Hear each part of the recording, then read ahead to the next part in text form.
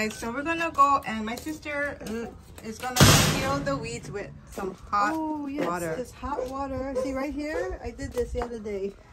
It's dead, right? Yeah. And then and it's good between the rocks, according to this one lady that I saw on Living 808, I think, or something. Yeah. But look at that.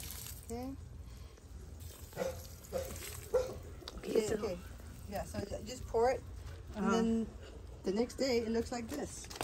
The next day it looks like this. That's a good information to know. Yeah. So I mean, you can pull it, of course, but so I have to put hot water here, and then I did it actually here. I just poured it over here. It's like almost a whole container. Oh yeah.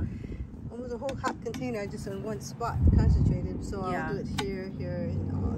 Oh, okay, guys. So you heard it. You can kill your weeds with some hot boiling water. Hot water. Wow. And then after that, yeah. you pull it out. Good job. Easier, right? Way easier.